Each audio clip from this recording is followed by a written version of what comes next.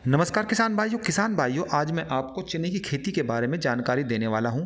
थोड़ा सा इसके बारे में पहले मैं बता दूँ कि जो विश्व में 75% जो चना है वो भारत में उगाया जाता है और दाल का यदि बात करूँ तो 21% प्रोटीन होता है और 60% कार्बोहाइड्रेट इसके दाल में होता है, चने की दाल में।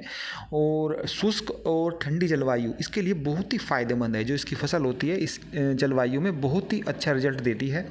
सिंचाई की बात की जाए तो इसको ज़्यादा सिंचाई की ज़रूरत नहीं पड़ती और यदि ज़्यादा गर्मी पड़ जाए और यदि ज़्यादा सर्दी पड़ जाए जब ये फसल उगती है तो उस टाइम इसको काफ़ी नुकसान होता है, यानी कि ज़्यादा सर्दी और ज़्यादा गर्मी में इसे बर्दाश्त नहीं होती, वो इसके लिए हानिकारक है। मिट्टी की बात करें तो जो पीएच मान है 6 से 7.5 के बीच में होता है तो बेस्ट रिजल्ट देगी। यदि इससे ऊपर है या उससे कम भी है तो भी ये उगाई जा सकती है, लेकिन उत्पादन पर उसका बुरा प्रभाव पड़ता है।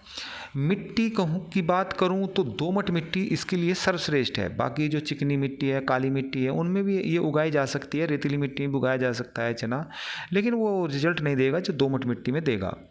अंकुरण के लिए 20 डिग्री तापमान इसके लिए सर्वश्रेष्ठ है और जब इसका पौधा उग करके तैयार हो जाता है, जब ये इस पर फली आते हैं और जब वो अपनी ग्रोथ करता है तो उस टाइम यदि 10 डिग्री तापमान रहे तो इसके लिए सर्वश्रेष्ठ है। किस्म की बात करूं तो इसकी दो किस्में हैं, एक तो देसी चना होता है और दूसरा होता है काबुली चना। तो जो देसी चना है उसकी मैं आपको वैरायटी बताऊं पहले, तो इसमें जो पहली वैरायटी मैं आपको बता रहा हूं अच्छी वैरायटी है, बहुत ही गजब की शानदार वैरायटी है, वो है JJ11 और ये पकने में जो समय लेती है 110 दिन का समय लेती है। उत्पादन की बात की जाए तो 18 क्विंटल पर हेक्टर के हिसाब से ये उत्पादन देती है।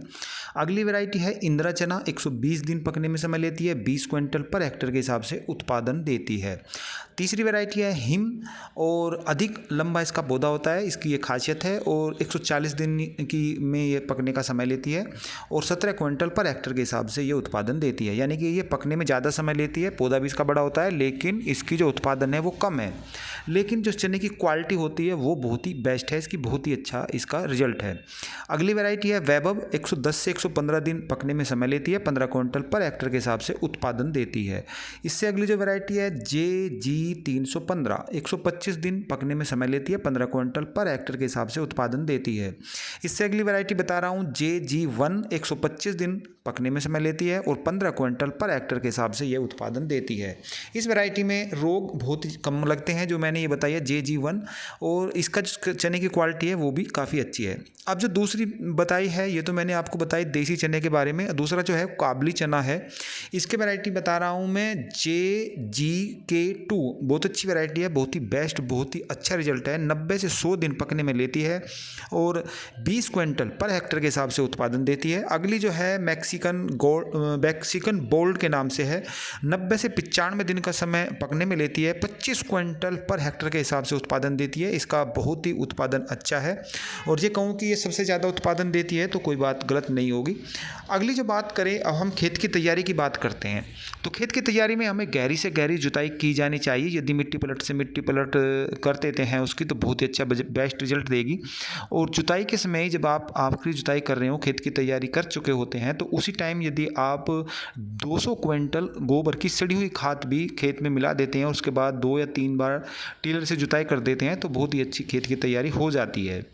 अब बात करेंगे बीज की रोपाई का जो समय है वो कौन सा है, तो इसमें 15 सितंबर से 15 अक्टूबर के बीच बहुत ही बेस्ट रिजल्ट है। लेकिन इसके बाद भी यदि आप बुआई करते हैं तो कोई फ़र्क नहीं पड़ता, यानी कि नवंबर तक भी यदि बुआई कर लेते हैं, लेकिन बात वही है कि फिर इसके उत्पादन में गिरावट आ जाती है।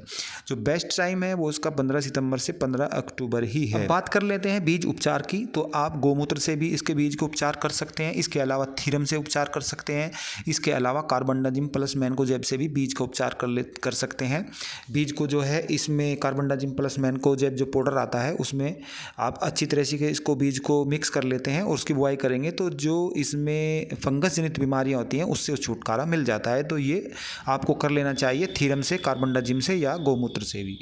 अगली जो बात करते हैं बुआई की, जो पंक्ति से पंक्ति की दूरी आप रखें तो 1 से 1.5 फुट की दूरी पर करें। यदि बुआई कर रहे हैं, लाइन में कर रहे हैं, तो लाइन से लाइन की दूरी 1 से 1.5 फुट की दूरी पर होना चाहिए। और बीज से बीज की जो मात्रा की दूरी है वो 20 से 25 सेंटीमीटर की दूरी होनी चाहिए। और यदि गहराई की बात की जाए तो 5 से 7 सेंटीमीटर बीज को जो गहराई पर बुआई करनी चाहिए, तो बेस्ट रिजल्ट देगा। अगली बात की जाए सिंचाई की। अब सिंचाई भी इसकी आप 2 सिंचाई कर सकते हैं, 3 भी कर सकते हैं, और कुछ क्षेत्रों में 4 सिंचाई भी इसकी आप कर सकते हैं। यदि रोपाई से सिंचाई की बात की जाए तो जब इसका पौधा जम जाता है उसके 30 से 35 दिन बाद आप पहली सिंचाई कीजिए।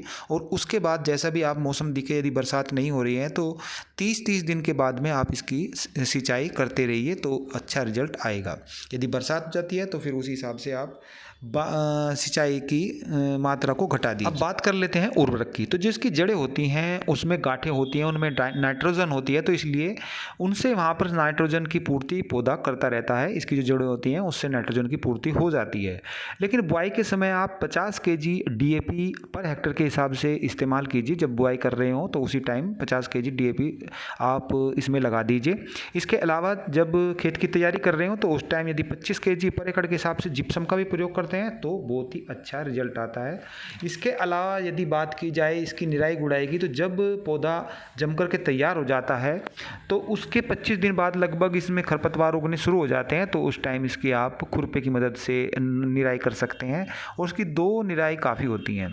यदि आप लेबर की दिक्कत आपके पास है और आप इसकी निराई गुड़ाई करने में असमर्थ हैं, तो जब भी आप इसकी बुआई करें उस टाइम पेंडीमेथालिन एक दवाई आती है और रोपाई के तुरंत बाद इसका आप स्प्रे कर दीजिए, तो फिर उसके बाद में जो घास होता है, खरपतवार होता है, वो नहीं उगेगा।